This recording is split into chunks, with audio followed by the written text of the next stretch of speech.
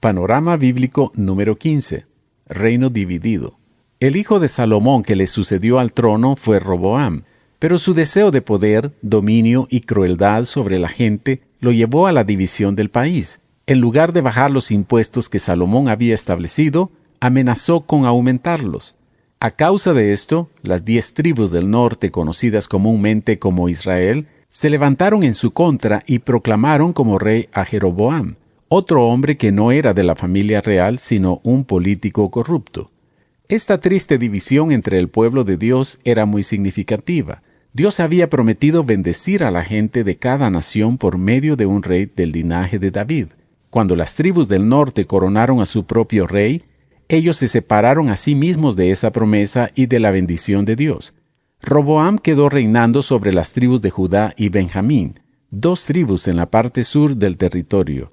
Lo que vemos en este punto de la historia es el aumento de la religión, la política, la corrupción, la injusticia y la violencia. Jeroboam era un líder astuto. Anticipó que si la gente fiel del norte visitaba Jerusalén para adorar al Señor en el templo, se acordarían de la promesa de Dios y podrían renovar su alianza a las filas de Roboam. Como parte de su estrategia, se fabricó 2 becerros de oro y estableció su propio centro de adoración en el norte. Jeroboam no tenía ningún interés en obedecer al Señor. Él simplemente usó la religión para reforzar la identidad de su pueblo, y cuando ese es el objetivo, cualquier religión sirve, sin importar la que sea.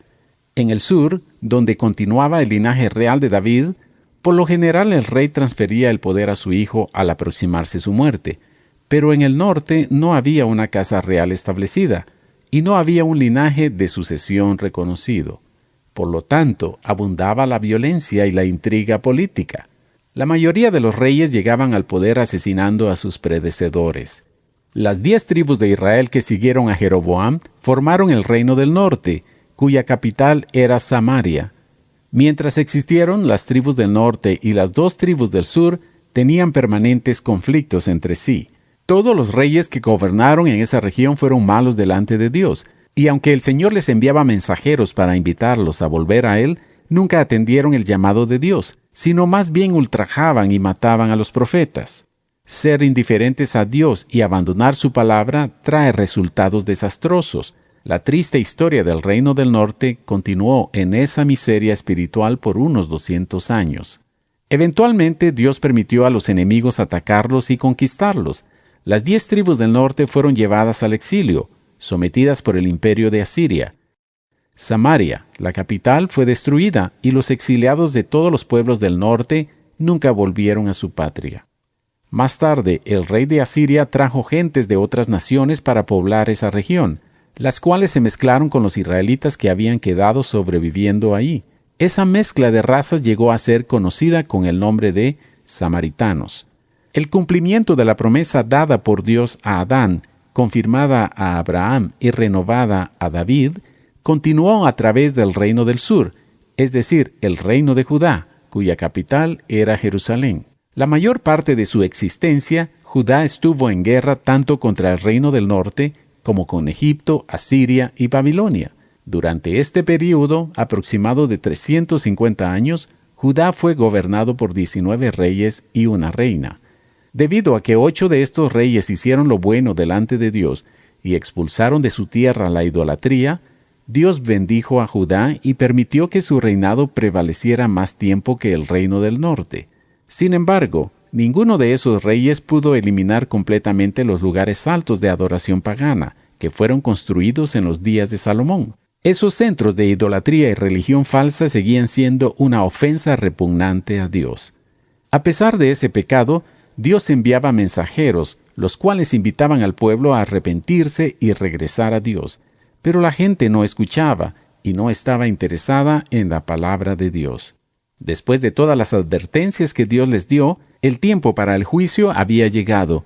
El ejército de Babilonia rodeó y sitió la ciudad de Jerusalén por 2 años, hasta que los habitantes del reino del sur se rindieron. El sufrimiento del pueblo de Dios fue indescriptible cuando los caldeos arremetieron contra la ciudad.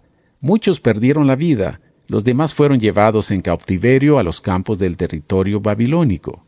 La ciudad de Jerusalén quedó en ruinas y el templo donde Dios había dejado brillar su presencia años antes, ahora estaba siendo reducido a cenizas.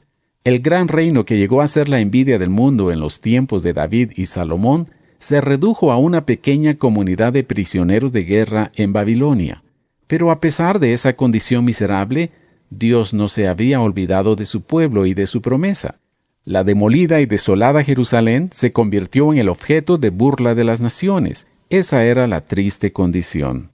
Qué triste que un país que contaba con una gran cantidad de privilegios de parte del Dios verdadero cayó en el pecado, la idolatría, la corrupción política, la inmoralidad, la injusticia y el desorden social. No muy diferente a lo que vemos en nuestros países estos días. Afortunadamente, la promesa del libertador prometido es una realidad, y Él establecerá un gobierno perfecto. Preguntas. Número 1. ¿Quién fue la persona que causó la división del país? Número 2. ¿Cuáles fueron las capitales de los dos reinos? Número 3. ¿Cuáles son los imperios que conquistaron estas ciudades? Versículo. Nuestros reyes, nuestros príncipes, nuestros sacerdotes y nuestros padres no pusieron por obra tu ley, ni atendieron a tus mandamientos y a tus testimonios con que les amonestabas. Nehemías 9:34. Oración. Padre eterno, en nuestros días se ve la maldad y la corrupción en todos los países. Existe impotencia de parte de las naciones del mundo para gobernar con justicia y bondad. Te alabamos porque has establecido tu reino espiritual y esperamos el momento cuando establezcas tu gobierno visible y perfecto en esta tierra. Amén.